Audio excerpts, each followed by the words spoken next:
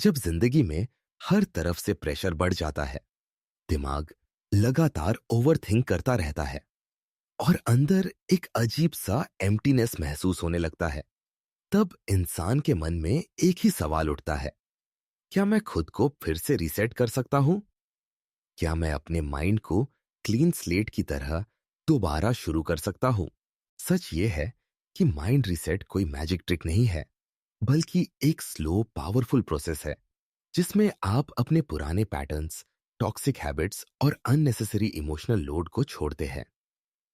हम रोज इतने सारे थॉट्स और इमोशंस अपने अंदर जमा कर लेते हैं कि एक समय पर दिमाग का सिस्टम ओवरलोड हो जाता है। जैसे एक डिवाइस लैग करने लगता है, वैसे ही हमारा माइंड भी हैंग होने लगता है।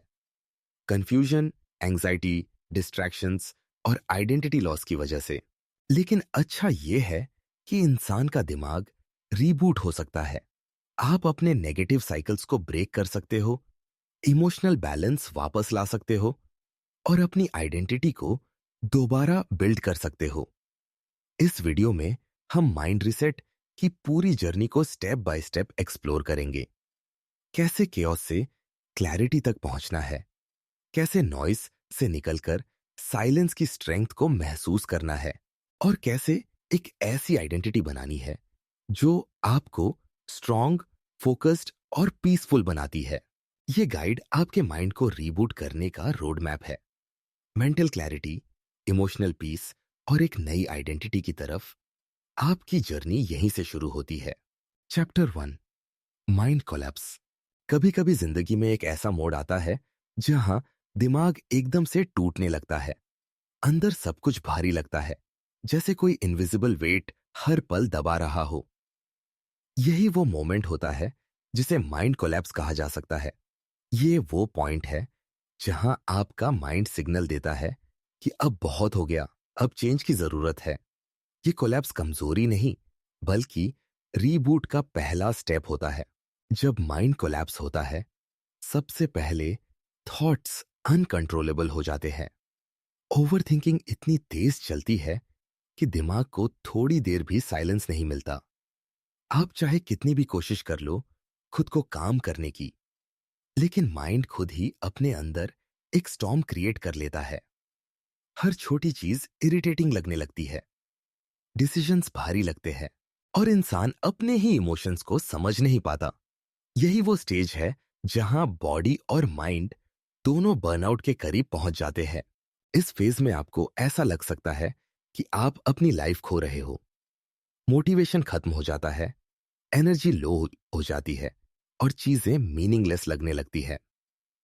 लेकिन सच ये है कि माइंड कोलैप्स आपको डिस्ट्रॉय करने नहीं आता, बल्कि संकेत देता है कि आपका पुराना वर्जन अब एक्सपायर हो चुका है। जिस तरह एक सिस्टम ओवरलोड होता है, वैसे ही इंसान का माइंड भी ओवरलोड होकर क्रैश होने लगता है ताकि वो रीसेट हो सके। माइंड कोलैप्स का एक बड़ा कारण कांस्टेंट डिस्ट्रैक्शन भी होता है। हर रोज हम इतनी इंफॉर्मेशन कंज्यूम करते हैं कि दिमाग प्रोसेस ही नहीं कर पाता। Social media, comparison, expectations, pressure, ये सब मिलकर माइंड की बैंडविड्थ खा जाते हैं और एक दिन माइंड कह देता है, अब नहीं। यही ब्रेकडाउन दरअसल ब्रेक थ्रू का पहला दरवाजा होता है। इस स्टेज में खुद को जज मत करो। कोलैप्स डराने के लिए नहीं आता, सीख देने आता है। ये आपको बताता है कि आप अपनी लिमिट्स क्रॉस कर चुके हो और अब खुद को सुनने का समय है। माइंड कोलैप्स को एक्सेप्ट करना ही हीलिंग का पहला स्टेप है। जब आप मान लेते हो कि आप इस हालत में हो, तभी आप अपने अंदर क्लैरिटी बनाने की शुरुआत कर पाते हो। स्लो डाउन करना, थोड़ी देर खुद के साथ रहना, अननेसेसरी चीजों से डिस्टेंस बनाना, ये सब माइंड को ब्रीदिंग स्पेस देते हैं। जब माइंड को स्पेस मिलता है, तभी वो रिपेयर होना शुरू करता है। ये कोलैप्स आपको खुद को दोबारा बनाने का मौका देता है। इस पॉइंट के बाद आपका माइंड पुरानी सोच को हटाने और नई क्लैरिटी लाने के लिए तैयार होने लगता है। माइंड कोलैप्स पेनफुल जरूर है, लेकिन टेम्परेरी है। ये आने वाले ट्रांसफॉर्मेशन का पहला सिग्नल है। बस आपको इसे समझना है, इससे भागना नहीं।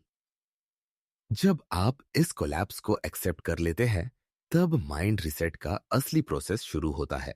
अगर आपको ये चैप्टर पसंद आया हो और आप आगे की जर्नी सीखना चाहते हो, तो लाइक और सब्सक्राइब जरूर करें और मुझे बताएं कि अगला वीडियो किस टॉपिक पर बनाऊं। Chapter 2, deep detox. जब माइंड कोलैप्स का फेज आता है, उसके बाद जो सबसे जरूरी कदम होता है वो है डीप डिटॉक्स। डिटॉक्स का मतलब सिर्फ बॉडी से टॉक्सिन्स निकालना नहीं होता, बल्कि माइंड से उन थॉट्स, हैबिट्स और इमोशंस को बाहर करना होता है जो आपकी क्लैरिटी को ब्लॉक कर रहे हैं। इंसान दिन भर में जितनी इंफॉर्मेशन एब्जॉर्ब करता है, उतनी वो समझ भी नहीं पाता। ये अनप्रोसेस्ड डेटा माइंड में क्लटर की तरह जमा हो जाता है और धीरे धीरे मेंटल हैवीनेस बन जाता है। डीप डिटॉक्स शुरू होता है अवेयरनेस से। सबसे पहले आपको पहचानना होता है कि आपके दिमाग में असल में चल क्या रहा है। कौन से थॉट्स बार बार रिपीट हो रहे हैं, कौन सी बातें आपको ड्रेन कर रही है, कौन से रिग्रेट्स, फियर्स या पास्ट मेमोरीज आपका स्पेस घेर कर बैठी है। जब आप इन्हें कॉन्शियसली ऑब्जर्व करते हो, तभी डिटॉक्स की असली शुरुआत होती है। माइंड डिटॉक्स का पहला हिस्सा होता है इंफॉर्मेशन क्लेंजिंग। दिन भर में हम इतना कंटेंट कंज्यूम करते हैं कि दिमाग की बैंडविड्थ भर जाती है। स्क्रॉल करना, रील देखना, नोटिफिकेशंस चेक करना, ये सब देखने में नॉर्मल लगता है, लेकिन ये माइक्रो डिस्ट्रैक्शंस माइंड को कमजोर करते हैं। डिटॉक्स का मतलब है अननेसेसरी इंफॉर्मेशन इनटेक को कम करना। कुछ समय के लिए डिजिटल नॉइस से दूर रहना जरूरी होता है, ताकि माइंड को ब्रीदिंग स्पेस मिले। दूसरा हिस्सा होता है इमोशनल डिटॉक्स। हम अक्सर अपने इमोशंस को दबा कर रखते हैं। एंगर, गिल्ट, सैडनेस, इनसिक्योरिटी, ये सब अंदर जमा होते जाते हैं। एक ग्लास में पानी धीरे धीरे भरता है और एक दिन ओवरफ्लो हो जाता है। यही माइंड के साथ होता है। इमोशनल डिटॉक्स करने के लिए आपको खुद को अलाउ करना होता है कि आप अपनी फीलिंग्स को महसूस करें। क्राई करना, लिखकर बाहर निकालना या बस कुछ समय शांति में बैठना, ये सब इमोशनल क्लेंजिंग में मदद करते हैं। थर्ड स्टेप होता है थॉट डिटॉक्स। इसमें आपको अपने रेपिटेटिव नेगेटिव थॉट्स को आइडेंटिफाई करके उनको चैलेंज करना होता है। जैसे माइंड बार बार कहता है कि मैं केपेबल नहीं हूं, मैं बदल नहीं सकता, कुछ भी सही नहीं चलेगा। ये थॉट्स आपकी रियलिटी नहीं होते, बल्कि रिपीटेड पैटर्न्स होते हैं। जब आप इन थॉट्स को क्वेश्चन करते हो, उनकी पावर कम होने लगती है। थॉट डिटॉक्स का मतलब है माइंड में क्लैरिटी के लिए स्पेस बनाना। फिजिकल एनवायरनमेंट डिटॉक्स भी बहुत महत्वपूर्ण है। आपका आसपास का क्लटर माइंड के क्लटर को बढ़ाता है। जब आपका रूम मेसी होता है, वर्क स्पेस स्कैटर्ड होता है, दिमाग ऑटोमेटिक ओवरवेल महसूस करता है। अपने आसपास को क्लीन करना सिंबॉलिक भी होता है और साइकोलॉजिकल भी। जब फिजिकल स्पेस साफ होता है, माइंड नेचुरली लाइटर महसूस करता है। डीप डिटॉक्स का सबसे पावरफुल टूल होता है साइलेंस। साइलेंस एक रीसेट बटन की तरह काम करता है।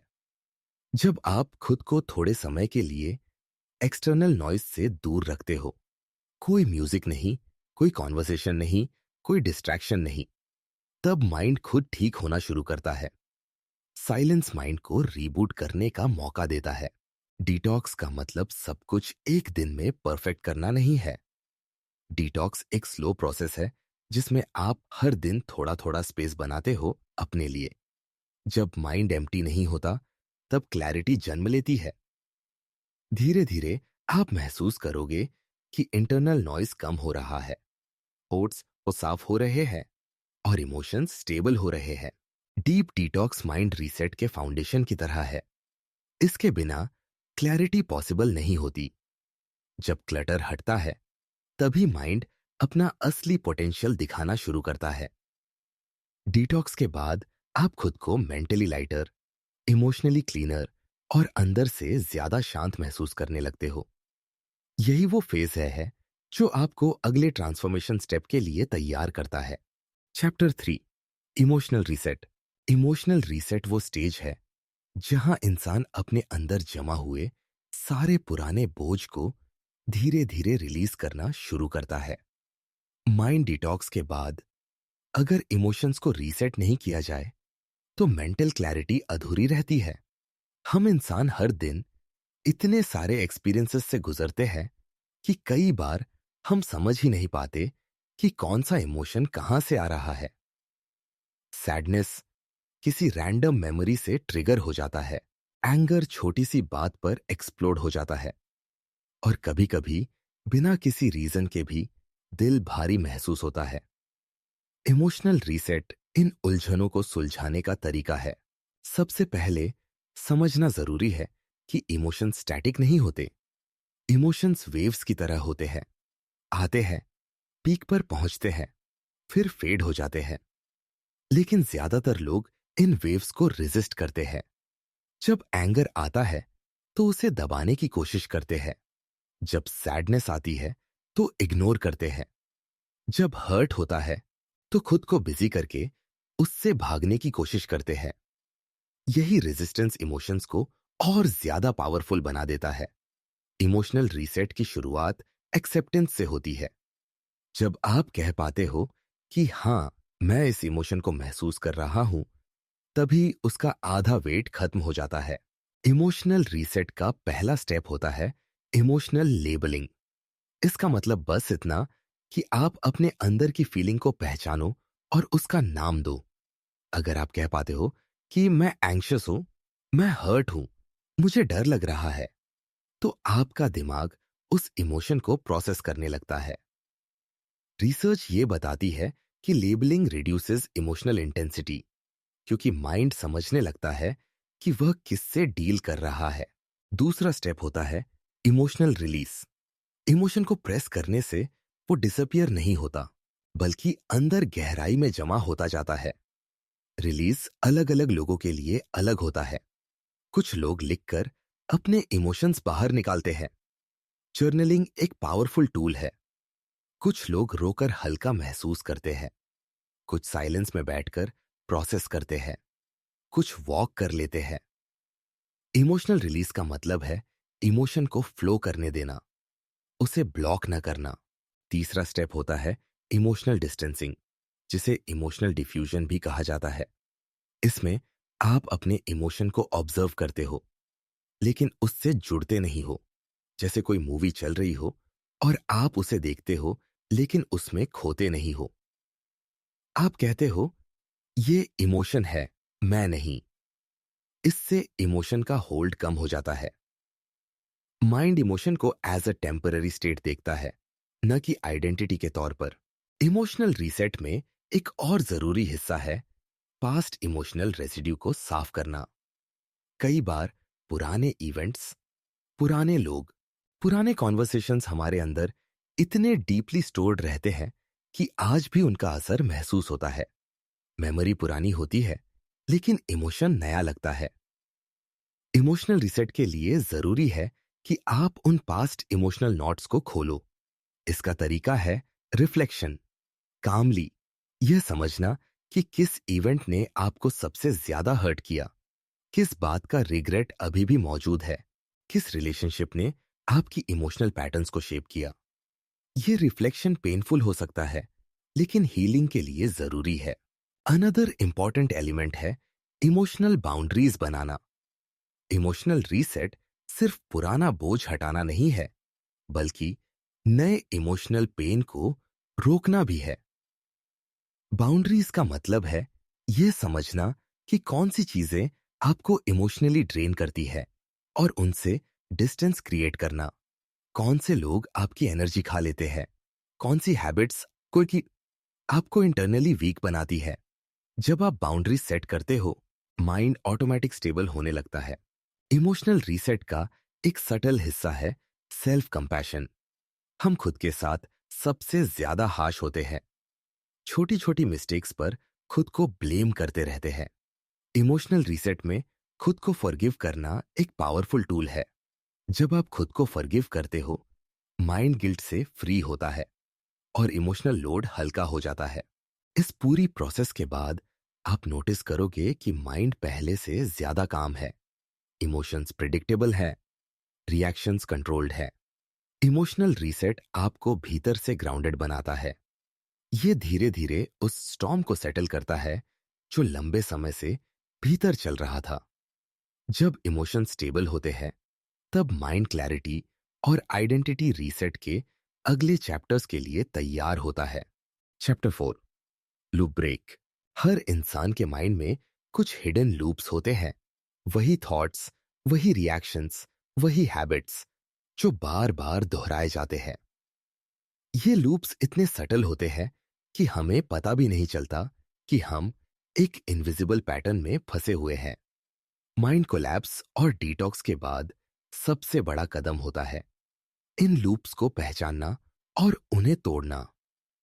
अगर लूप ब्रेक नहीं होता तो माइंड रीसेट कभी पूरा नहीं हो सकता, क्योंकि इंसान पुराने पैटर्न में फिर वापस खिंच जाता है। सबसे पहले समझना जरूरी है कि लूप्स कैसे बनते हैं। एक लूप शुरू होता है एक थॉट से।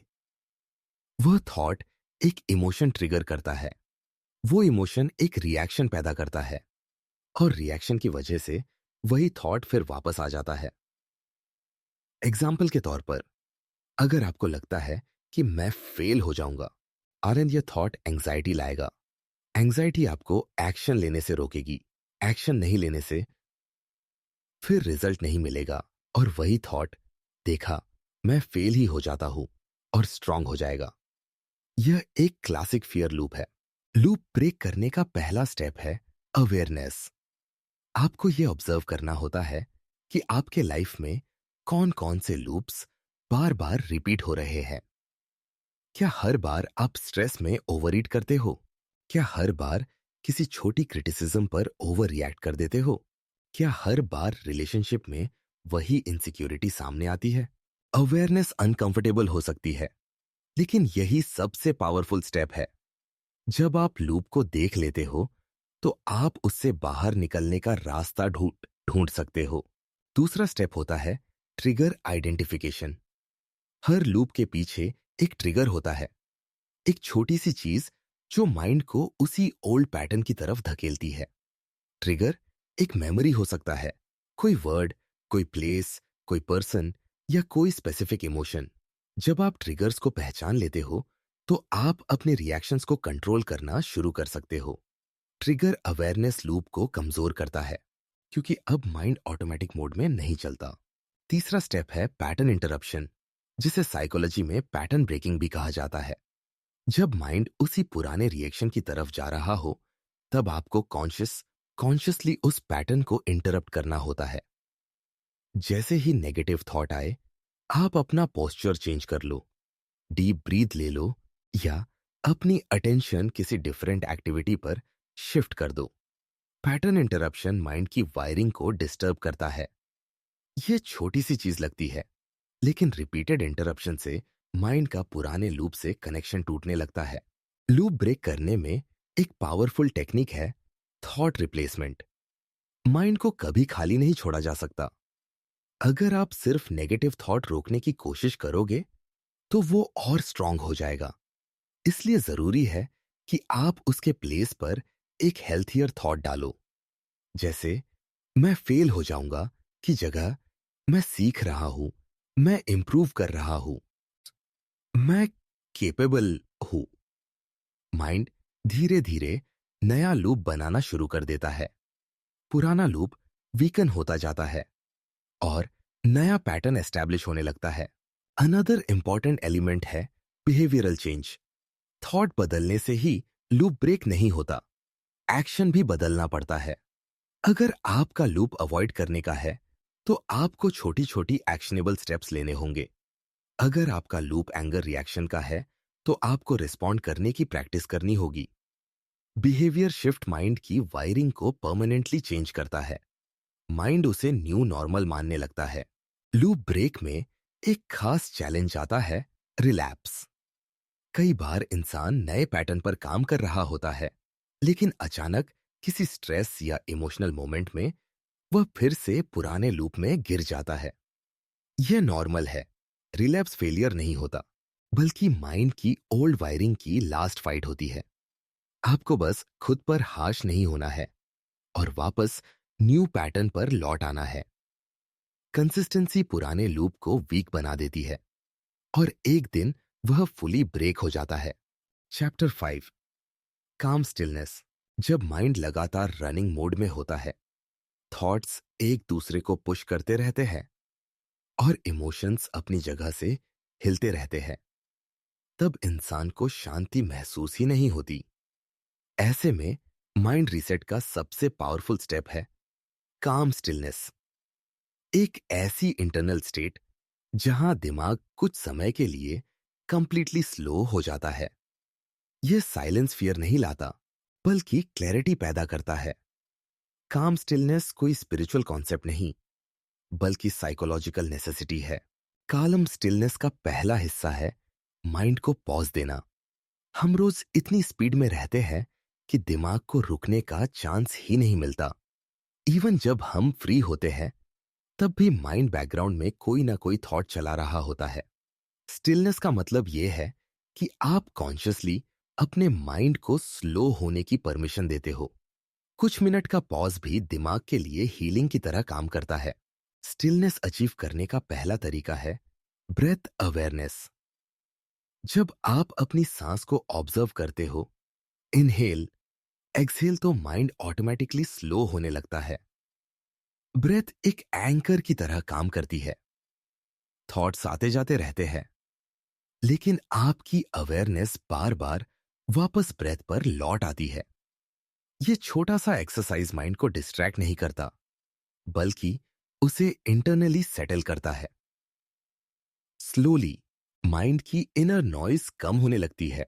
अनदर पार्ट ऑफ काम स्टिलनेस है बॉडी अवेयरनेस। कई बार हमारी इमोशनल टेंशन बॉडी में जमा होती है। शोल्डर्स टाइट हो जाते हैं, जॉ स्टिफ हो जाता है, चेस्ट हैवी लगता है। जब आप कुछ सेकंड के लिए अपने बॉडी को ऑब्जर्व करते हो और कॉन्शियसली रिलैक्स करते हो, तो माइंड भी रिलैक्स होने लगता है। बॉडी और माइंड सेपरेट नहीं है, दोनों डायरेक्टली कनेक्टेड है। बॉडी रिलैक्स मतलब माइंड रिलैक्स। स्टिलनेस का एक पावरफुल तरीका है सेंसरी रिडक्शन। जब आप खुद को कुछ समय के लिए external noise, unnecessary lights, phone notifications और सोशल मीडिया से दूर रखते हो, माइंड को ऑटोमेटिकली रिलीफ मिलता है। सेंसरी ओवरलोड आज के टाइम में एक बड़ा रीजन है मेंटल केओस का। जब सेंसेस रिलैक्स होते हैं, माइंड एक पीसफुल स्टेट में शिफ्ट होता है। काम स्टिलनेस का एक सटल हिस्सा है थॉट ऑब्जर्वेशन।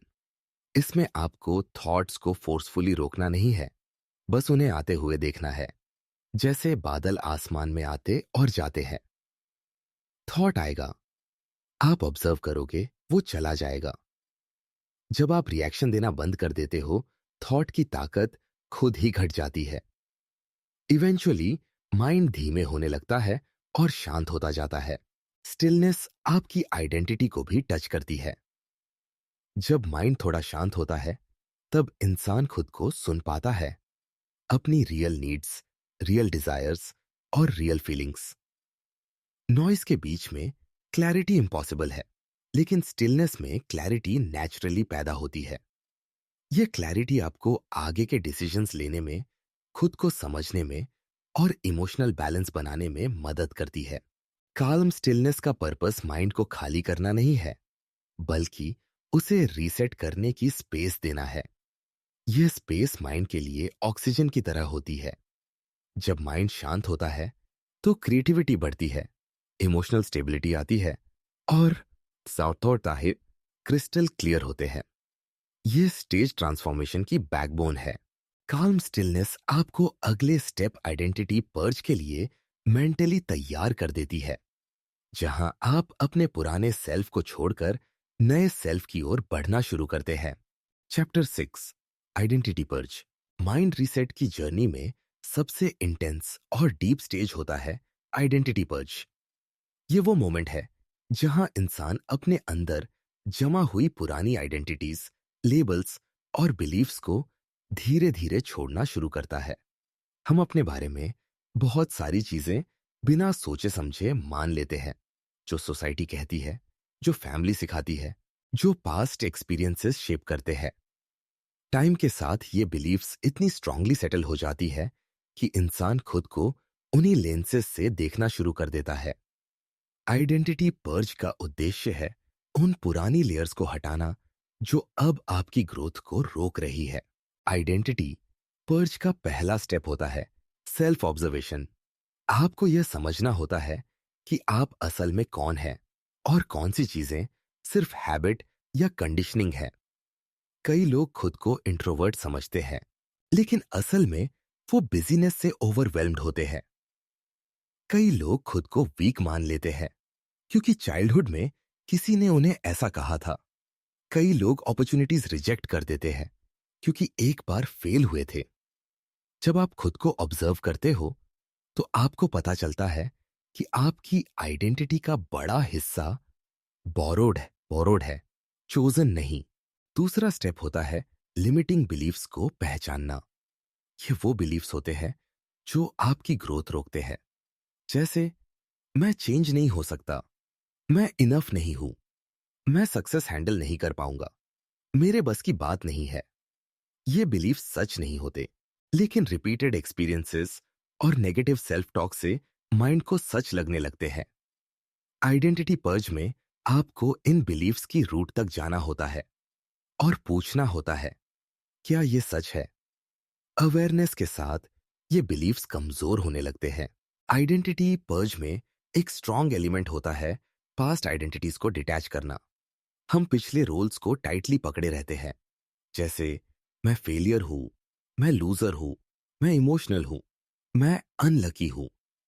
पास्ट आइडेंटिटी आज की रियलिटी नहीं होती, लेकिन माइंड उसे कैरी करता रहता है। पर्ज करने का मतलब है कि आप अपने पास्ट वर्जन से इमोशनल डिस्टेंस बनाओ और समझो कि आप अब वो इंसान नहीं हो जो पहले थे। माइंड इंटरनली फ्री होने लगता है। अनदर इंपॉर्टेंट पार्ट है इमोशनल रेसिड्यू क्लीन करना। आइडेंटिटी सिर्फ थॉट से नहीं बनती, इमोशन से भी बनती है। कुछ इमोशंस डीप रूटेड होते हैं, गिल्ट, शेम, अबैंडनमेंट, रिजेक्शन। ये इमोशंस आइडेंटिटी का हिस्सा बन जाते हैं और इंसान खुद को उसी फिल्टर से देखता है। जब आप इन इमोशंस को एक्सेप्ट करके रिलीज करते हो तो आपकी अंदर की आइडेंटिटी लाइटर हो जाती है। आइडेंटिटी पर्ज का एक प्रैक्टिकल तरीका है बिहेवियरल डिटैचमेंट। जो हैबिट्स आपकी पुरानी आइडेंटिटी को सपोर्ट करती है, उन्हें धीरे धीरे चेंज करना होता है। अगर आपकी ओल्ड आइडेंटिटी प्रोक्रास्टिनेट करती थी, तो स्मॉल डिसिप्लिन्ड एक्शंस पुरानी आइडेंटिटी को वीकन करते हैं। अगर आपकी ओल्ड आइडेंटिटी फियरफुल थी, तो छोटे छोटे रिस्क आपकी नई आइडेंटिटी को स्ट्रेंथन करते हैं। बिहेवियर चेंज आइडेंटिटी शिफ्ट का सबसे रियल प्रूफ होता है। आइडेंटिटी पर्ज अनकंफर्टेबल होता है क्योंकि माइंड अनफेमिलियर टेरिटरी में स्टेप कर रहा होता है। पुरानी आइडेंटिटी सेफ लगती है, चाहे पेनफुल ही क्यों ना हो। माइंड को फेमिलियरिटी पसंद है। लेकिन जब आप इस डिस्कंफर्ट के साथ बैठते हो, थोड़ा थोड़ा डिटैच होते हो, तो आप फील करते हो कि आपका अंदर का लोड कम हो रहा है।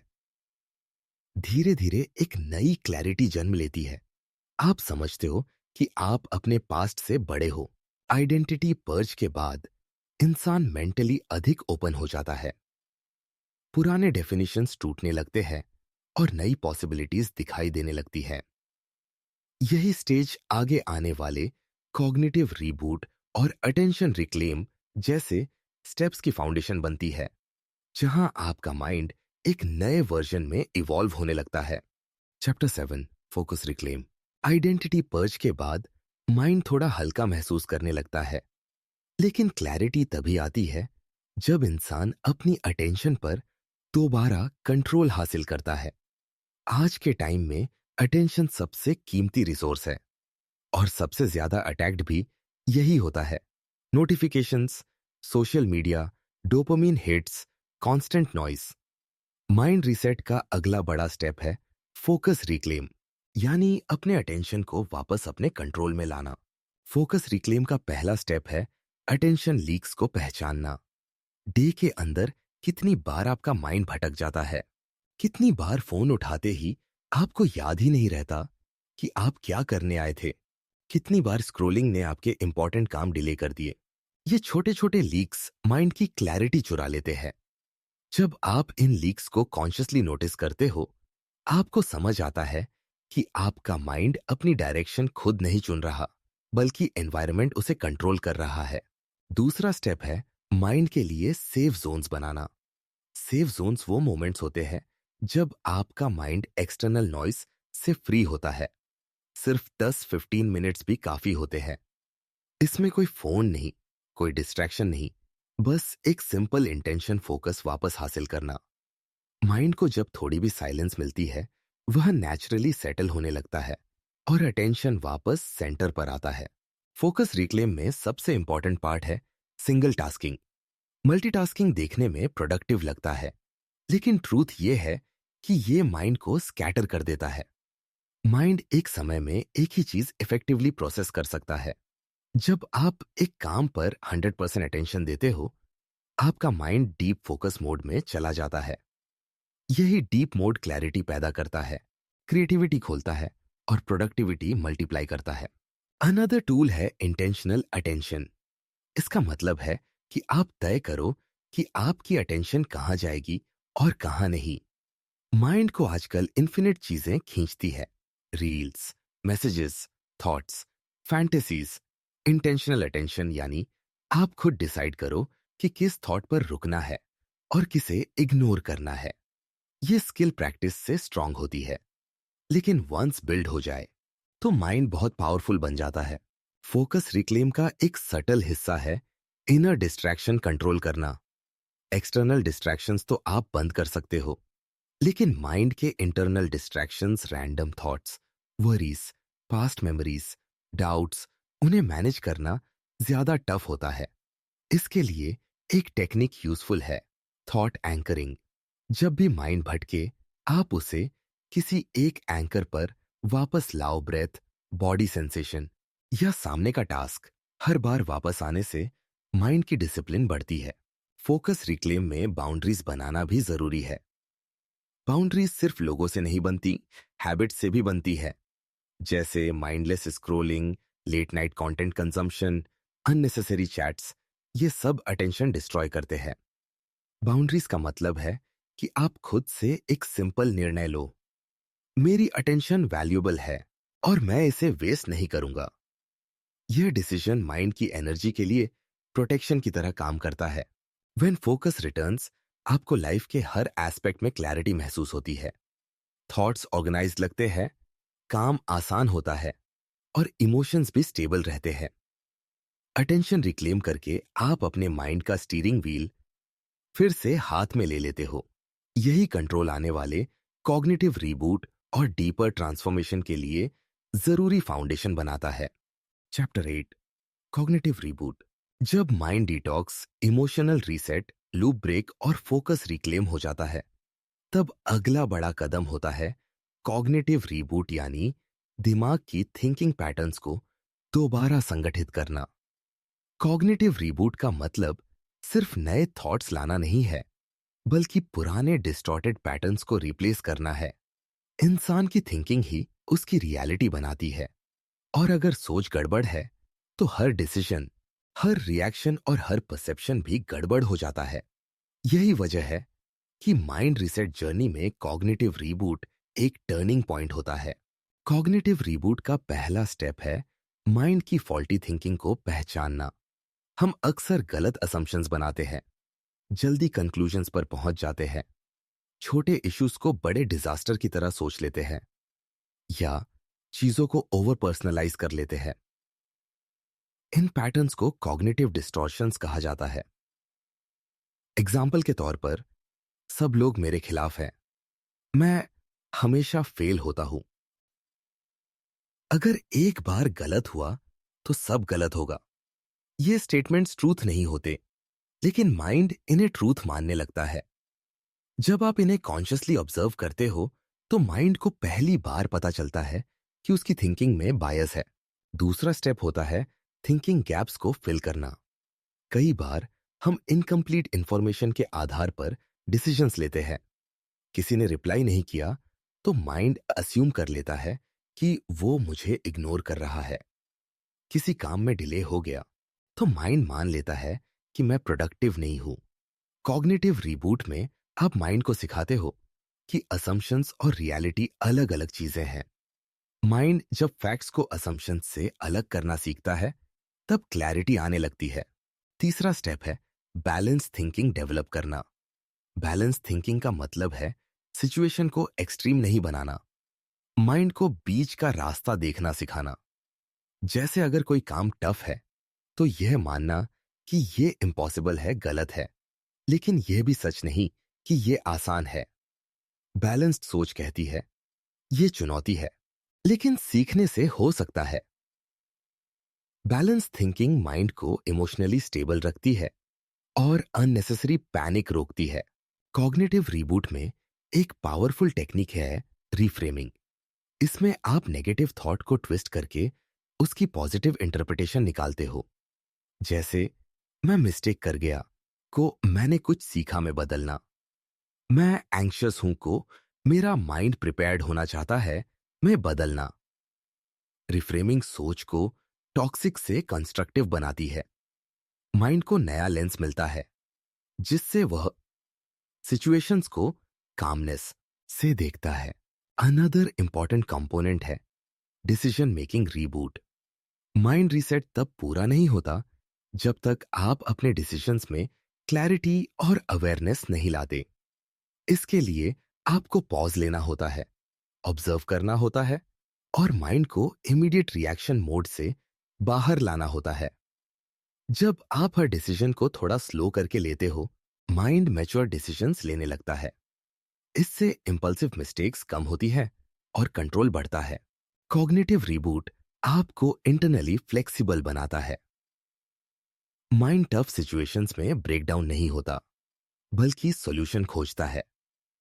थॉट्स स्कैटर्ड नहीं रहते, बल्कि ऑर्गेनाइज्ड फ्लो में आते हैं। इमोशनल रिस्पॉन्सेज भी बैलेंस्ड हो जाते हैं क्योंकि थिंकिंग स्टेबल है। कॉग्निटिव रीबूट का बिगेस्ट आउटकम होता है मेंटल क्लैरिटी। एक ऐसा सेंस जहां आपको अपने थॉट्स, फीलिंग्स और एक्शन सब साफ दिखाई देते हैं। इस स्टेज के बाद माइंड एक नए ऑपरेटिंग सिस्टम की तरह काम करने लगता है। पुरानी वायरिंग टूट जाती है और नई पैटर्न्स डेवलप होने लगते हैं। यही रीबूट आगे आने वाली इंटरनल आइसोलेशन और शैडो एक्सट्रैक्शन जैसी डीपर स्टेजेस को स्मूथ और इफेक्टिव बनाता है। Chapter 9 silent isolation. Mind reset की जर्नी में साइलेंट आइसोलेशन एक ऐसी स्टेज है जहां इंसान थोड़े समय के लिए खुद को दुनिया की लगातार चलती आवाजों से अलग करता है। यह लोनलीनेस नहीं होती, बल्कि इंटेंशनल सॉलिट्यूड होती है। एक ऐसा स्पेस जहां माइंड को खुद से बिना किसी डिस्टरबेंस के बात करने का मौका मिलता है। साइलेंट आइसोलेशन का पर्पस एस्केप करना नहीं, बल्कि रिकनेक्ट होना है। साइलेंट आइसोलेशन का पहला फायदा यह होता है कि माइंड की ओवर स्टिम्युलेशन धीरे धीरे कम होने लगती है। रोज के लाइफ में इतना नॉइज होता है, messages, reels, conversations, expectations that mind को खुद की आवाज सुनने का समय ही नहीं मिलता। जब आप कुछ समय के लिए खुद को सेपरेट करते हो, माइंड ऑटोमेटिकली डीकंप्रेस होने लगता है। उस साइलेंस में माइंड को क्लैरिटी मिलना शुरू होता है। साइलेंट आइसोलेशन का पहला स्टेप है खुद को मेंटली स्लो करना। जैसे ही आप phone, social media, unnecessary interactions और आउटसाइड नॉइस से दूर होते हो, माइंड पहले थोड़ी रेस्टलेसनेस दिखाता है। थॉट्स तेजी से दौड़ते हैं, इमोशंस अचानक सरफेस पर आ जाते हैं। यह नॉर्मल है। माइंड लगातार नॉइज में चलने का आदी होता है, इसलिए जब नॉइज बंद होती है वो स्टेबल होने में टाइम लेता है।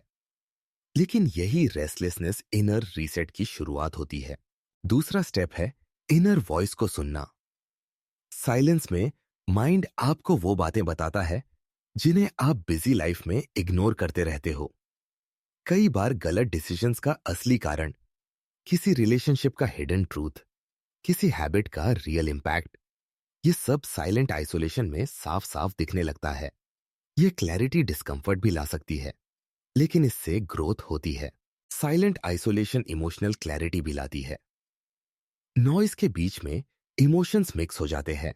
समझ नहीं आता कि असल में हम फील क्या कर रहे हैं। लेकिन यही इमोशंस जब साइलेंस में अकेले होते हैं तो वो धीरे धीरे खुलते हैं। सैडनेस होती है तो साफ महसूस होती है। एंगर होता है तो उसका रियल कारण समझ आता है। कंफ्यूजन होती है तो उसका पैटर्न दिखाई देता है। इमोशनल क्लैरिटी माइंड को लाइट बना देती है, जैसे अंदर से कोई हैवी नॉट खुल गया हो। अनदर इंपॉर्टेंट एलिमेंट है सेल्फ रिफ्लेक्शन। साइलेंट आइसोलेशन में इंसान अपने थॉट्स को जज नहीं करता, बस ऑब्जर्व करता है। यह ऑब्जर्वेशन माइंड में डिस्टेंस क्रिएट करता है। आप थॉट से अलग हो जाते हो और उसे ऑब्जेक्ट की तरह देखते हो। इस डिस्टेंस से माइंड स्ट्रॉन्ग डिसीजंस ले पाता है और इंपल्सिव रिएक्शंस कम हो जाते हैं। आइसोलेशन का एक सटल इफेक्ट है आइडेंटिटी ग्राउंडिंग। जब आप अकेले होते हो तब कोई एक्सटर्नल आइडेंटिटी आपको डिफाइन नहीं कर रही होती। न फ्रेंड्स, न फैमिली, न सोसाइटी। आप सिर्फ अपने रियल थॉट्स और रियल सेल्फ के साथ होते हो। इस मोमेंट में इंसान समझता है कि वह कौन है, उसे क्या चाहिए और क्या नहीं। यह अंडरस्टैंडिंग आगे की आइडेंटिटी बिल्डिंग के लिए बहुत पावरफुल होती है। साइलेंट आइसोलेशन क्रिएटिविटी भी अनलॉक करता है। जब माइंड शांत और फ्री होता है तो नए आइडियाज, सॉल्यूशंस और पॉसिबिलिटीज सामने आती है। कई लोग लाइफ के बिगेस्ट ब्रेक थ्रूज इसी साइलेंस में महसूस करते हैं। नॉइस क्रिएटिविटी को ब्लॉक करती है, साइलेंस उसे ओपन करता है। साइलेंट आइसोलेशन एस्केप नहीं है, ये माइंड का रीसेट रूम है। दिस स्टेज आपको अगले स्टेप, शैडो एक्सट्रैक्शन, के लिए मेंटली तैयार कर देती है, जहां इंसान अपने भीतर के सबसे हिडन और डार्क हिस्सों को फेस करना शुरू करता है। Chapter 10, shadow work. Mind reset की सबसे रॉ और सबसे ऑनेस्ट स्टेज होती है शैडो वर्क। शैडो वर्क का मतलब है अपने अंदर छिपे हुए उन हिस्सों को देखना जिन्हें आप सालों से इग्नोर कर रहे थे। Fears, insecurities, jealousy, guilt, anger और वो सारी चीजें जिन्हें हम खुद से भी छुपाते रहते हैं। शैडो हमारे भीतर का वो हिस्सा होता है जो अनकंफर्टेबल लगता है, लेकिन सच ये है कि बिना शैडो को समझे कोई भी इंसान कंप्लीट क्लैरिटी तक नहीं पहुंच सकता। शैडो वर्क का पहला स्टेप है एक्सेप्टेंस। शैडो अनकंफर्टेबल होता है, इसलिए लोग उससे भागते हैं। लेकिन शैडो भागने से डिसअपियर नहीं होता, वो और स्ट्रांग हो जाता है। जब आप खुद से कहते हो कि हाँ, मेरे अंदर ये इनसिक्योरिटी है, हाँ, मुझे इस चीज से जेलसी होती है, हाँ, मैं कभी कभी डर से डिसीजंस लेता हूं, ये तभी शैडो की पावर कम होने लगती है। एक्सेप्टेंस ईगो को सॉफन करता है और माइंड को रियलिटी फेस करने की कैपेसिटी देता है। दूसरा स्टेप होता है शैडो आइडेंटिफिकेशन। शैडो हमेशा ऑब्वियस नहीं होता, कई बार वो डिस्गाइज्ड होता है। जैसे ओवर कॉन्फिडेंस के पीछे डीप फियर होता है, एंगर के पीछे इमोशनल हर्ट होता है, परफेक्शनिज्म के पीछे इनसिक्योरिटी होती है। शैडो वर्क में आपको अपनी इमोशनल रिएक्शंस ऑब्जर्व करने होते हैं। कौन सी चीज आपको इरिटेशन देती है, कौन सी सिचुएशन आपको ट्रिगर करती है, कौन से लोग आपके बिहेवियर को शिफ्ट कर देते हैं। ये रिएक्शंस शैडो के क्लूज होते हैं। शैडो वर्क का एक इंपॉर्टेंट हिस्सा है इमोशनल ऑनेस्टी। यहां आपको खुद से ब्रूटली ऑनेस्ट होना पड़ता है। अगर आपको किसी की सक्सेस से जेलस होती है तो उसे एक्सेप्ट करना। अगर आपको रिजेक्शन का डर है तो उसे एक्नॉलेज करना। अगर आप अंदर से वैलिडेशन पर डिपेंड है तो ये समझना कि क्यों। इमोशनल ऑनेस्टी पेनफुल हो सकती है, लेकिन यही ट्रूथ हीलिंग की शुरुआत होती है। अनदर पावरफुल टेक्निक है शैडो जर्नलिंग। इसमें आप अपने डीपेस्ट थॉट्स बिना फिल्टर के लिखते हो। क्या चीज आपको इंटरनली डिस्टर्ब कर रही है, कौन से इमोशंस आप दबा रहे हो, किस बात ने आपको हमेशा से हर्ट किया है। राइटिंग शैडो को विजिबल बनाती है। जब आप उसे देखते हो तो वो माइंड के अंदर घुटता नहीं, बल्कि प्रोसेस होना शुरू हो जाता है। शैडो वर्क में प्रोजेक्शन को समझना भी जरूरी है। प्रोजेक्शन तब होता है जब आप अपनी अंदर की क्वालिटी दूसरों पर डाल देते हो। जैसे अगर आप खुद इनसिक्योर हो तो आपको दूसरों में एरोगेंस दिखने लगता है। ये एक साइकोलॉजिकल मिरर होता है। जब आप इसे आइडेंटिफाई करते हो तो शैडो का एक बड़ा हिस्सा रिवील हो जाता है। शैडो आपको वीक नहीं बनाता। शैडो को डिनाई करना आपको वीक बनाता है। जब आप अपने हिडन पार्ट्स को फेस करते हो तो वो पार्ट्स आपकी स्ट्रेंथ बन जाते हैं। फियर करेज में बदलता है, इनसिक्योरिटी अवेयरनेस में, एंगर बाउंड्रीज में, गिल्ट विजडम में। शैडो वर्क ट्रांसफॉर्मेशन की रॉ एनर्जी देता है। शैडो को फेस करने का अल्टीमेट आउटकम होता है इमोशनल फ्रीडम। अब आपको ट्रिगर्स कंट्रोल नहीं करते, आप उन्हें अंडरस्टैंड करते हो। ओल्ड पेन आपको डिक्टेट नहीं करता, वो सिर्फ मेमोरी बन जाता है। आइडेंटिटी भी क्लियरर होती है क्योंकि आप अब अपने अंदर के हर हिस्से को देख चुके हो। शैडो वर्क टफ है लेकिन नेसेसरी है। यह फेज आपको आगे की इमोशनल डिसिप्लिन और इंटरनल स्टेबिलिटी के लिए रेडी करता है, जहां माइंड रिएक्शन से नहीं, अवेयरनेस से ऑपरेट करना शुरू करता है। Chapter 11, emotional discipline. Shadow work के बाद जो सबसे जरूरी स्किल आती है वह है इमोशनल डिसिप्लिन। एक ऐसी एबिलिटी जिसमें आप अपने इमोशंस को सप्रेस नहीं करते लेकिन उन्हें कंट्रोल भी नहीं खोने देते। इमोशनल डिसिप्लिन का मतलब है माइंड और हार्ट के बीच एक बैलेंस्ड कनेक्शन बनाना।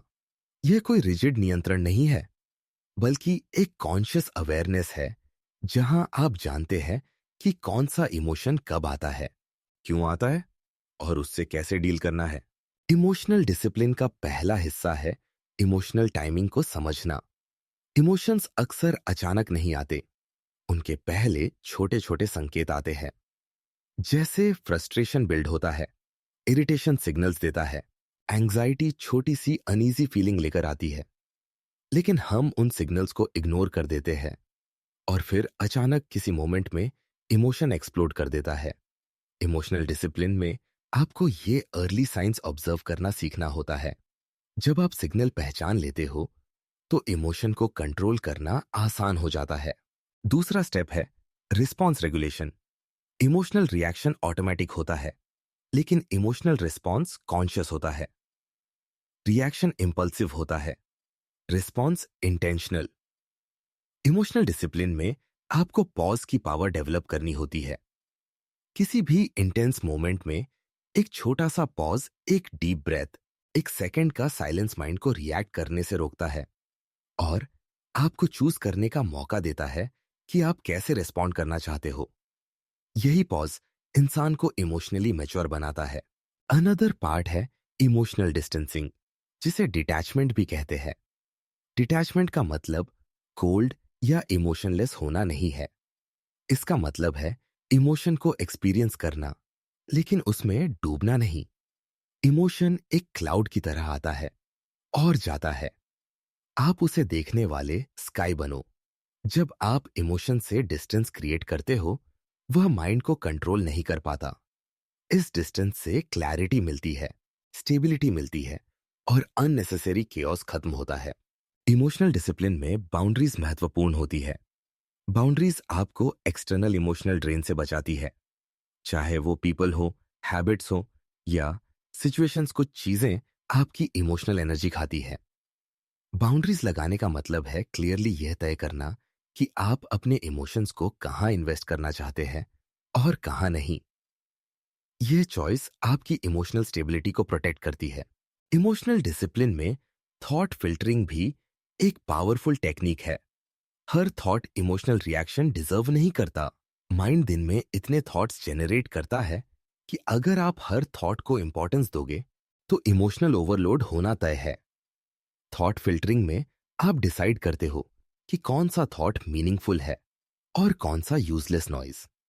मीनिंगलेस थॉट्स को ऑटोमेटिक डिसमिस करना इमोशनल स्ट्रेंथ बढ़ाता है। सेल्फ सूदिंग भी इमोशनल डिसिप्लिन का एक हिस्सा है। जब इमोशन इंटेंस हो जाए तो उसे हेल्थी तरीके से काम करना, deep breathing, short walk, music, water और साइलेंस।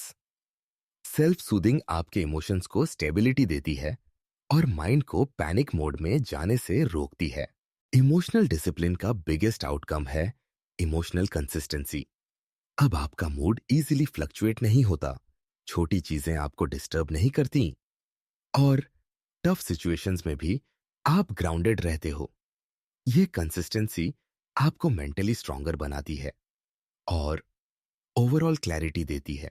इमोशनल डिसिप्लिन के बाद माइंड एक स्टेबल फाउंडेशन पर खड़ा होता है। यही स्टेबिलिटी आगे आने वाले माइंड बॉडी रीसेट और आइडेंटिटी रीबिल्डिंग के डीपर फेजेस को आसान और स्मूथ बनाती है। Chapter 12, mind body align. Mind reset की जर्नी में एक पॉइंट ऐसा आता है जहां आपको समझ आता है कि माइंड और बॉडी अलग अलग सिस्टम्स नहीं है, दोनों एक दूसरे से डीपली कनेक्टेड है। अगर बॉडी टायर्ड है तो माइंड क्लैरिटी नहीं ला सकता। अगर माइंड स्ट्रेस्ड है तो बॉडी भी हैवी, टेंस और वीक महसूस करती है। माइंड बॉडी अलाइन का मतलब है अपने थॉट्स, इमोशंस और फिजिकल स्टेट को एक नेचुरल हार्मनी में लाना ताकि दोनों एक दूसरे को सपोर्ट करें, ड्रेन नहीं। माइंड बॉडी अलाइन का पहला स्टेप होता है बॉडी अवेयरनेस। हम दिन भर बॉडी को मैकेनिकली यूज करते हैं, लेकिन उसकी सिग्नल्स को रेयरली नोटिस करते हैं। टेंशन कहाँ जमा है, कौन सी जगह टाइट है, कौन सी इमोशन किस बॉडी पार्ट में फील होती है। माइंड बॉडी अलाइनमेंट में आपको अपने बॉडी की लैंग्वेज समझनी होती है। स्ट्रेस अक्सर शोल्डर्स और नेक में आता है, एंग्जाइटी चेस्ट में टाइटनेस बनाती है, सैडनेस बॉडी को हैवी बनाती है। जब आप बॉडी के सिग्नल्स को आइडेंटिफाई करते हो तो माइंड उन्हें रेगुलेट करना सीखता है। दूसरा स्टेप है ब्रेथ अलाइनमेंट। ब्रेथ वो ब्रिज है जो माइंड और बॉडी को इंस्टेंटली कनेक्ट करता है। जब माइंड एंग्शियस होता है, ब्रेथ फास्ट हो जाती है। जब बॉडी टेंस होती है, ब्रेथ शैलो हो जाती है। काम ब्रेथ ऑटोमेटिकली माइंड को काम कर देती है। डीप, स्लो ब्रीथिंग माइंड को रीसेट करती है, नर्वस सिस्टम को रिलैक्स करती है और इमोशनल स्टेबिलिटी देती है। सिर्फ कुछ मिनट्स की mindful breathing mind body synchronization का पावरफुल टूल है। माइंड बॉडी अलाइन में मूवमेंट भी जरूरी हिस्सा है। मूवमेंट सिर्फ एक्सरसाइज नहीं है, यह माइंड के लिए एनर्जी रिलीज और रीसेट का तरीका है। लाइट स्ट्रेचिंग, वॉकिंग, योगा या कोई भी फिजिकल एक्टिविटी बॉडी से स्टोर्ड टेंशन निकालती है। जब बॉडी फ्री होती है, माइंड नेचुरली फ्री हो जाता है। कई बार हम ओवरथिंकिंग इसलिए करते हैं क्योंकि बॉडी स्टैग्नेंट रहती है। मूवमेंट थॉट्स को फ्लो में लाता है और इमोशनल हैवीनेस रिड्यूस करता है। अनदर इंपॉर्टेंट एलिमेंट होता है grounding.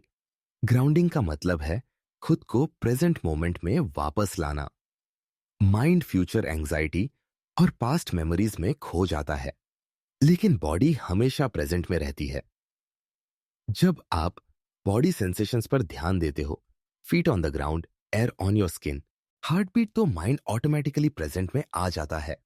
Grounding mind body connection को स्ट्रांग करता है और पैनिक को काम करता है। न्यूट्रिशन भी माइंड बॉडी अलाइनमेंट का इंटीग्रल हिस्सा है। बॉडी को सही फ्यूल मिलना जरूरी है, नहीं तो माइंड अनस्टेबल हो जाता है। Low energy, mood swings, irritability, brain fog, इनमें से कई इश्यूज सिर्फ गलत या इनसफिशिएंट न्यूट्रिशन से आते हैं। हाइड्रेशन और बैलेंस्ड फूड माइंड को क्लियर और स्टेबल रखते हैं। माइंड क्लैरिटी सिर्फ मेंटल प्रैक्टिस से नहीं, फिजिकल बैलेंस से भी आती है। माइंड बॉडी अलाइनमेंट में रेस्ट और स्लीप भी क्रूशल है। अगर बॉडी रेस्ट नहीं करती तो माइंड रीसेट नहीं हो सकता। स्लीप बॉडी का रिपेयर मोड है और माइंड का detox mode. Lack of sleep toxic thoughts बढ़ाता है, इमोशनल कंट्रोल कम करता है और फोकस कमजोर करता है। Proper rest mind body harmony की फाउंडेशन है। माइंड बॉडी अलाइन का सबसे गहरा इफेक्ट यह है कि माइंड रिएक्टिव नहीं रहता और बॉडी एग्जॉस्टेड नहीं होती। दोनों एक टीम की तरह काम करते हैं। जब माइंड स्पष्ट होता है, बॉडी एनर्जेटिक होती है। जब बॉडी रिलैक्स्ड होती है, माइंड फोकस्ड होता है।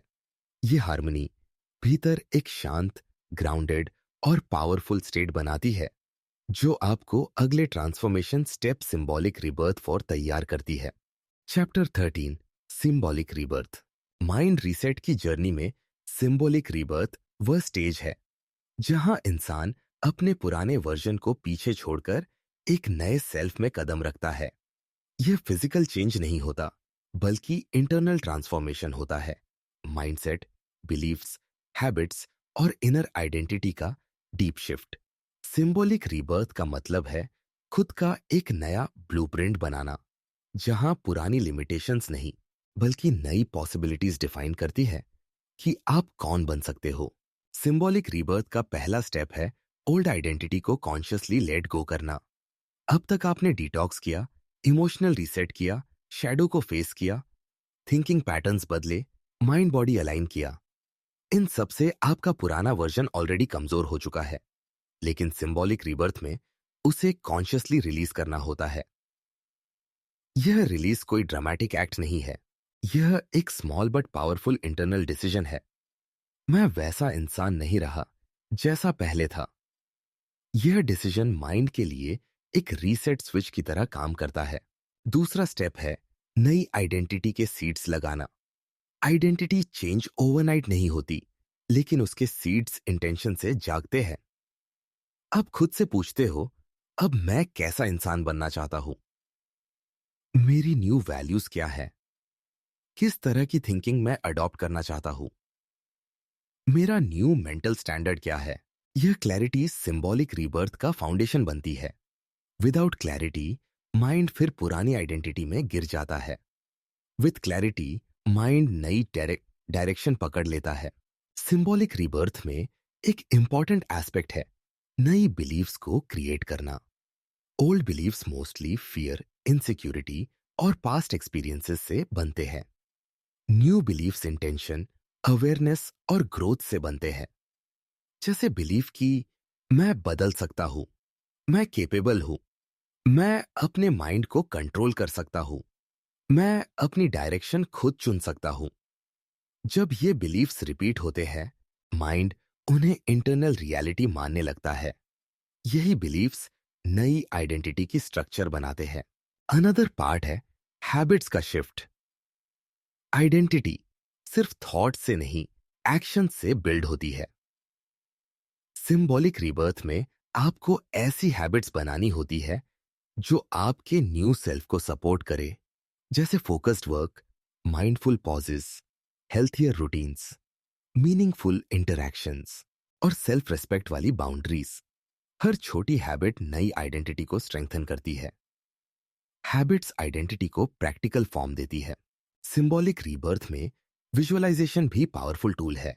माइंड इमेजिनेशन और रियलिटी में फर्क पूरी तरह नहीं करता। जब आप खुद को नए वर्जन में इमेजिन करते हो, काम, फोकस्ड, डिसिप्लिन्ड, क्लियर माइंड धीरे धीरे उस वर्जन को पॉसिबल और रियल मानना शुरू कर देता है। विजुअलाइजेशन आइडेंटिटी को इंटरनल डायरेक्शन देता है, जैसे एक मेंटल जीपीएस। सिंबॉलिक रीबर्थ का सटल पार्ट है emotional detachment from past failures. अक्सर पुराने फेलियर्स हमारी आइडेंटिटी का हिस्सा बने रहते हैं। सिंबॉलिक रीबर्थ में उनसे इमोशनल डिस्टेंस बनाना जरूरी है। फेलियर को मेमोरी की तरह रखना है, आइडेंटिटी की तरह नहीं। जब पास्ट का वेट हटता है, नई आइडेंटिटी नेचुरल और फ्री फ्लोइंग महसूस होती है। इस ट्रांसफॉर्मेशन का सबसे डीप इम्पैक्ट यह है कि इंसान खुद को रिएक्टिव नहीं, बल्कि इंटेंशनल महसूस करता है। अब चॉइसेस डर से नहीं, क्लैरिटी से आती है। इमोशंस कमजोर नहीं, बैलेंस्ड लगते हैं। माइंड कंफ्यूज्ड नहीं, ग्राउंडेड होता है। सिंबॉलिक रीबर्थ आपको एक न्यू इंटरनल बिगिनिंग देता है। एक ऐसा सेल्फ जो पुराने पैटर्न से मुक्त है और नए पॉसिबिलिटीज के लिए ओपन है। यही स्टेज आगे के स्टेप्स, बिलीफ रिप्रोग्रामिंग और फ्यूचर इंटीग्रेशन के लिए पाथ साफ करती है, जहां आपकी न्यू आइडेंटिटी पूरी तरह स्टेबलाइज होने लगती है। Chapter 14, belief reprogram. Symbolic rebirth के बाद अगला बड़ा कदम है बिलीफ रीप्रोग्रामिंग, यानी उन मेंटल बिलीफ्स को दोबारा लिखना जिन्होंने आपकी आइडेंटिटी, बिहेवियर और डिसीजंस को सालों तक कंट्रोल किया है। बिलीफ्स माइंड के लिए ऑपरेटिंग सिस्टम की तरह होते हैं। अगर सिस्टम पुराना हो, बग्स से भरा हो या डर और इनसिक्योरिटी पर बना हो, तो इंसान चाहे जितनी मेहनत कर ले, रिजल्ट्स अनस्टेबल ही रहेंगे। बिलीफ रिप्रोग्राम का मतलब है अपने माइंड का नया इंटरनल कोड लिखना। बिलीफ रिप्रोग्रामिंग का पहला स्टेप है लिमिटिंग बिलीफ्स को आइडेंटिफाई करना। हर इंसान के भीतर ऐसे डीप बिलीफ्स होते हैं जो कह रहे होते हैं, मैं कुछ भी ठीक से नहीं कर पाता, मैं सक्सेस हैंडल नहीं कर सकता, मैं दूसरों जितना स्मार्ट नहीं, मेरी किस्मत खराब है। ये बिलीफ्स इनहेरिटेड भी होते हैं। Parents, society, school, past trauma सब मिलकर इन्हें शेप करते हैं। लिमिटिंग बिलीफ्स इतने सटल होते हैं कि इंसान उन्हें सच मान लेता है। रीप्रोग्रामिंग का पहला काम है इन्हें पकड़ना और साफ देखना। ये बिलीफ सच नहीं, सिर्फ कंडीशनिंग है। दूसरा स्टेप होता है बिलीफ चैलेंज करना। जब कोई बिलीफ बार बार रिपीट होता है, माइंड उसे अनक्वेश्चन ट्रूथ मान लेता है। लेकिन जब आप उसे चैलेंज करते हो, क्या ये सच में 100% सच है? क्या मेरे पास इसका ऑपोजिट एविडेंस नहीं है? क्या ये बिलीफ मेरी ग्रोथ सपोर्ट करता है? तो बिलीफ की पावर कम होने लगती है। माइंड रियलाइज करता है कि बिलीफ फैक्ट नहीं, इंटरप्रिटेशन है। यह स्मॉल अवेयरनेस बिलीफ रिप्रोग्राम की फाउंडेशन बनती है। बिलीफ रिप्रोग्रामिंग में सबसे पावरफुल टेक्निक है belief replacement. Mind empty space tolerate नहीं करता। इसलिए जब आप कोई पुरानी बिलीफ हटाते हो, आपको उसकी जगह नई बिलीफ इंस्टॉल करनी होती है। एग्जाम्पल के तौर पर, मैं फेल हो जाऊंगा की जगह मैं सीख सकता हूं, मैं कमजोर हूं की जगह मेरे अंदर पोटेंशियल है, मैं बदल नहीं सकता की जगह मैं हर दिन इवॉल्व कर रहा हूं। रिप्लेसमेंट बिलीफ्स माइंड को नई डायरेक्शन देती है और पुरानी कंडीशनिंग को वीकन करती है। अनदर पार्ट है रेपिटेशन। बिलीफ्स रेपिटेशन से ही स्ट्रांग होते हैं। माइंड जिस थॉट को बार बार सुनता है, उसी को रियलिटी मानने लगता है। इसलिए नई बिलीफ्स को कॉन्शियसली रिपीट करना जरूरी होता है। Thoughts, journal entries, internal dialogues में जब माइंड बार बार नई बिलीफ को टच करता है, वह एक्सेप्ट करना शुरू कर देता है। न्यू बिलीफ्स को कंसिस्टेंसी से रिपीट करना एक तरह की इंटरनल रीवायरिंग होती है। बिलीफ रीप्रोग्राम में बिहेवियर भी कोर रोल निभाता है। थॉट अलोन बिलीफ नहीं बदलता, बिहेवियर उसे सॉलिड बनाता है। जब आप नए बिलीफ के सपोर्ट में स्मॉल एक्शंस लेते हो, जैसे confident behaviour, discipline routine, healthy risk taking, mind internal proof collect करता है। ये प्रूफ बिलीफ को रियलिटी में कन्वर्ट करता है। बिहेवियर नया बिलीफ स्ट्रांग करता है, जैसे ब्रिक्स वॉल को स्ट्रांग करती है। बिलीफ रीप्रोग्रामिंग में एनवायरनमेंट भी इंपॉर्टेंट फैक्टर है। नेगेटिव एनवायरनमेंट पुरानी बिलीफ्स को ट्रिगर करता है। Supportive environment, books, content, productive routines and positive influences नई बिलीफ्स को एंकर करता है। माइंड उसी डायरेक्शन ग्रो करता है जहां एनवायरनमेंट उसे पुश करता है। इसलिए बिलीफ रिप्रोग्राम सिर्फ इंटरनल नहीं, एक्सटर्नल अलाइनमेंट भी है। इस प्रोसेस का सबसे डीप इंपैक्ट है इंटरनल फ्रीडम। जब लिमिटिंग बिलीफ्स डिसॉल्व होने लगते हैं, माइंड ऑटोमेटिक सेल्फ सैबोटाज करना बंद कर देता है। नेगेटिव असम्पशंस कम होते हैं, क्लैरिटी बढ़ती है और इंसान अपने पोटेंशियल को रियल सेंस में महसूस करना शुरू करता है। रीप्रोग्राम बिलीफ्स आइडेंटिटी को स्टेबल बनाते हैं और फ्यूचर एक्शंस प्रिडिक्टेबल और कंसिस्टेंट हो जाते हैं। बिलीफ रीप्रोग्रामिंग न्यू सेल्फ को सॉलिड फाउंडेशन देता है। यही फाउंडेशन आगे आने वाले स्टेप फ्यूचर इंटीग्रेशन को पॉसिबल बनाती है, जहां आपका नया आइडेंटिटी लॉन्ग टर्म रियलिटी बनना शुरू करती है। Chapter 15, future integration. Belief reprogramming के बाद अगला और बहुत महत्वपूर्ण फेस आता है फ्यूचर इंटीग्रेशन, यानी अपने नए सेल्फ को अपने आने वाले भविष्य की आइडेंटिटी, चॉइसेस और एक्शंस में धीरे धीरे मर्ज करना। माइंड रीसेट सिर्फ प्रेजेंट को साफ करने के लिए नहीं होता। इसका असली पर्पस है एक ऐसा फ्यूचर बनाना जहां आपके पुराने पैटर्न्स वापस जगह ना ले सके। फ्यूचर इंटीग्रेशन का मतलब है अपने नए वर्जन को लॉन्ग टर्म रियलिटी में बदलना। फ्यूचर इंटीग्रेशन का पहला स्टेप होता है फ्यूचर आइडेंटिटी को डिफाइन करना। सिंबॉलिक रीबर्थ ने आपको एक नया ब्लूप्रिंट दिया, बिलीफ रीप्रोग्राम ने उसे स्टेबल किया। अब आपको यह क्लैरिटी चाहिए कि आप अगले महीनों और सालों में खुद को किस रूप में देखना चाहते हैं। यह फ्यूचर आइडेंटिटी गोल्स या ड्रीम्स नहीं होती, यह एक इनर वर्जन होता है, जैसे काम, disciplined, focused, emotionally stable, self respecting, growth oriented. जब आपने यह वर्जन क्लियर कर लिया, माइंड नेचुरली उसी डायरेक्शन में मूव करता है। दूसरा स्टेप है इंटरनल अलाइनमेंट। फ्यूचर इंटीग्रेशन में आपको यह चेक करना होता है कि आपकी करंट हैबिट्स, थॉट्स और एक्शंस आपके फ्यूचर आइडेंटिटी से मैच कर रहे हैं या नहीं। अगर आपकी फ्यूचर आइडेंटिटी कॉन्फिडेंट है, लेकिन आपकी करंट डे सेल्फ डाउट में चल रही है, तो माइंड कॉन्फ्लिक्ट क्रिएट करता है। इंटीग्रेशन का मतलब है दोनों को सिंक करना। स्मॉल कंसिस्टेंट एक्शंस आइडेंटिटी को अलाइन करते हैं, चाहे वो डिसिप्लिन रूटीन हो, माइंडफुल पॉजेस हो या इमोशनल स्टेबिलिटी प्रैक्टिस हो। अनदर इंपॉर्टेंट पार्ट है टाइमलाइन शिफ्टिंग। माइंड अक्सर पास्ट और प्रेजेंट में अटैच रहता है क्योंकि वो फैमिलियर है, लेकिन फ्यूचर अनफेमिलियर टेरिटरी है और माइंड अनफेमिलियर चीजों से नेचुरली डरता है। फ्यूचर इंटीग्रेशन में आपको माइंड को फ्यूचर फ्रेंडली बनाना होता है, स्मॉल रियलिटी शिफ्ट्स के साथ।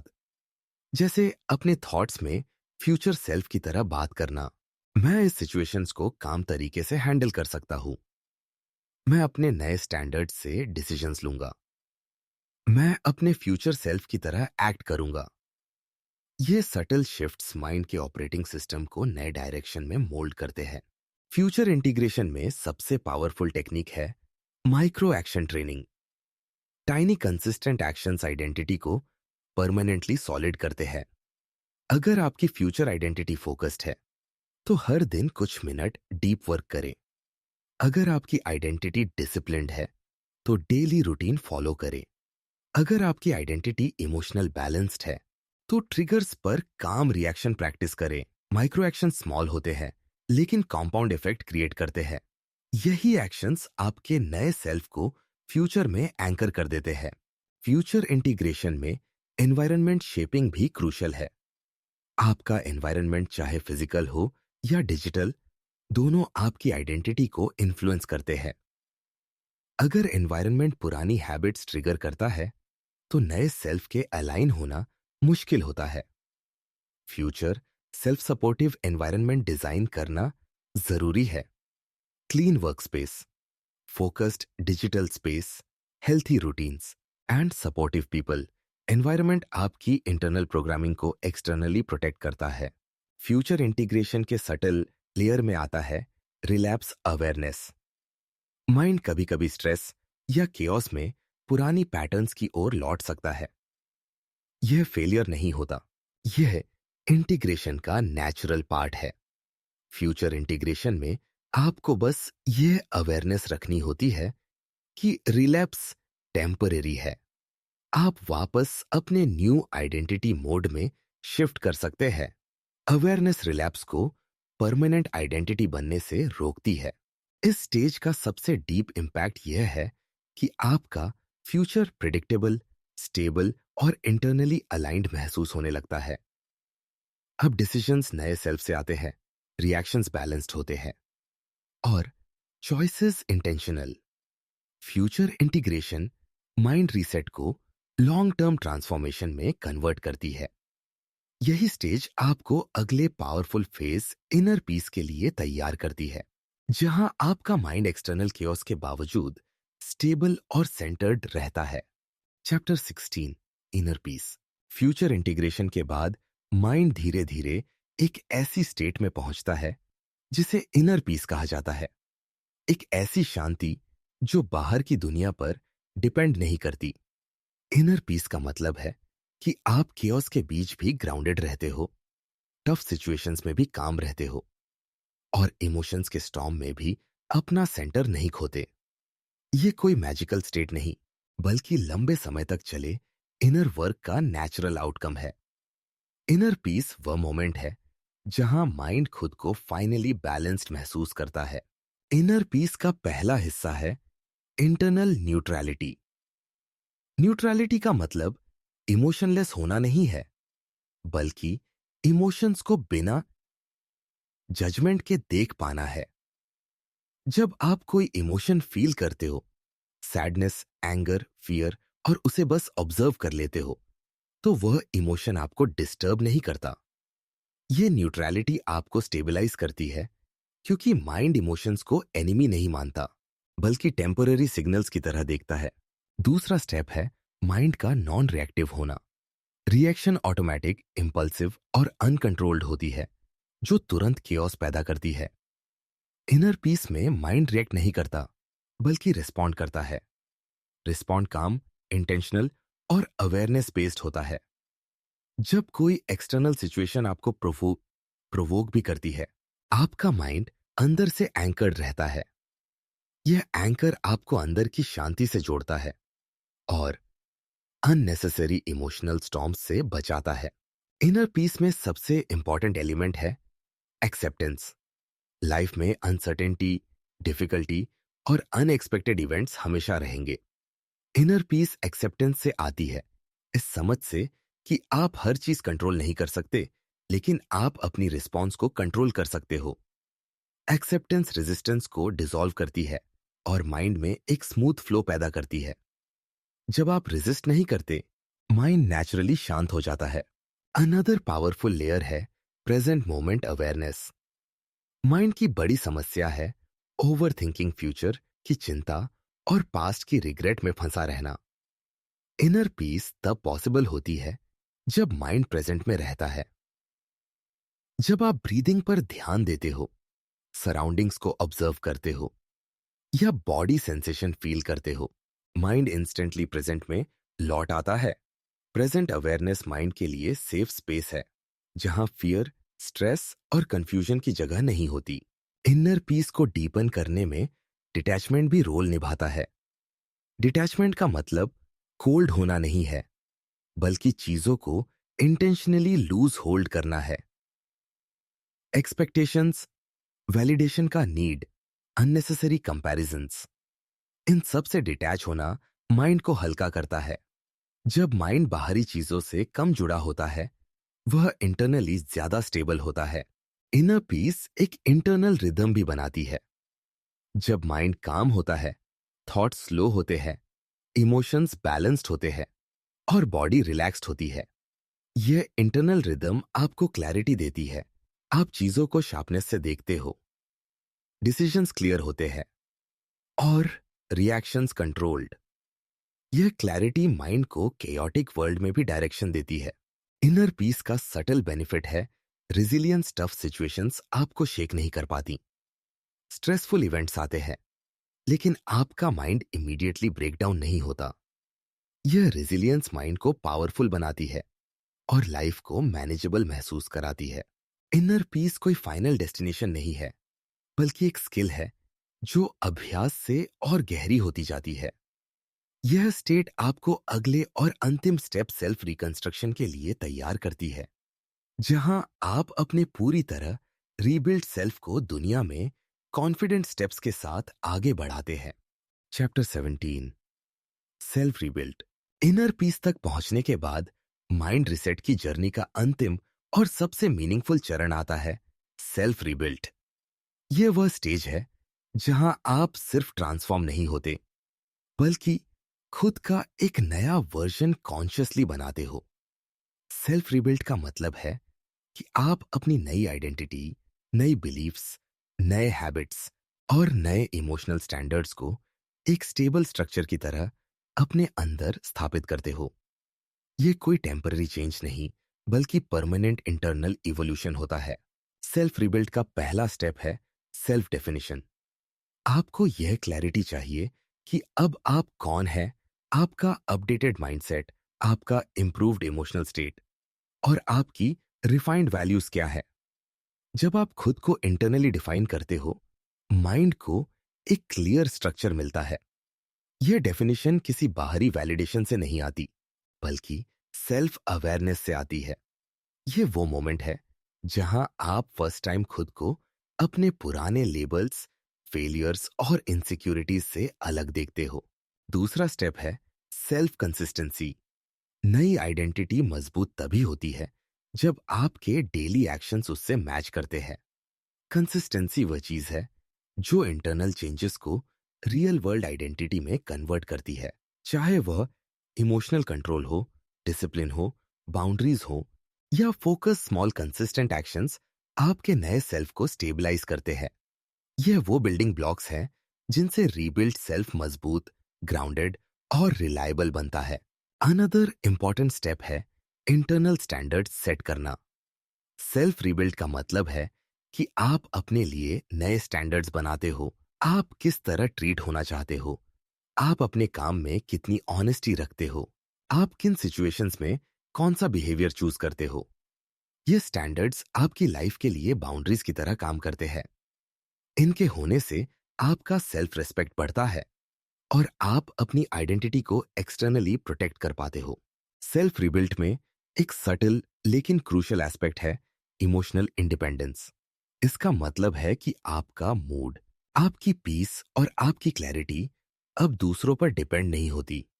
आप इंटरनली इतने स्ट्रांग होते हो कि कोई भी एक्सटर्नल केओस आपकी स्टेबिलिटी चुरा नहीं सकता। इमोशनल इंडिपेंडेंस सेल्फ रिबिल्ट की सबसे पावरफुल आउटकम है, क्योंकि यह आपको लाइफ के हर एस्पेक्ट में कॉन्फिडेंट बनाती है। रीबिल्ड सेल्फ में माइंडसेट भी अपग्रेडेड होता है। अब आप सिचुएशंस को थ्रेट की तरह नहीं, चैलेंज की तरह देखते हो। फेलियर आपको डिफाइन नहीं करता, वो आपको रिफाइन करता है।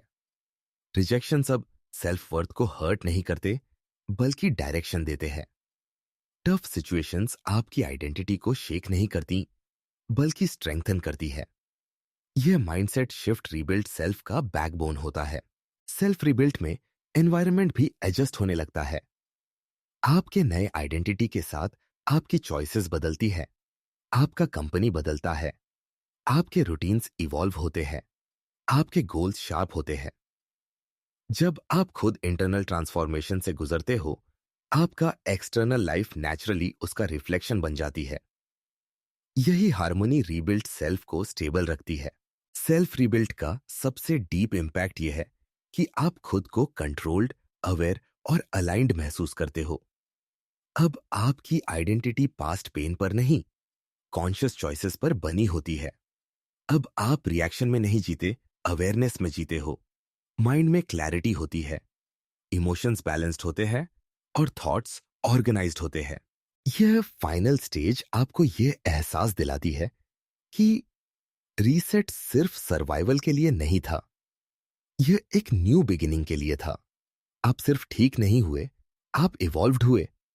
ओल्ड सेल्फ खत्म हुआ, न्यू सेल्फ जन्मा और अब आपकी आइडेंटिटी आपके कंट्रोल में है।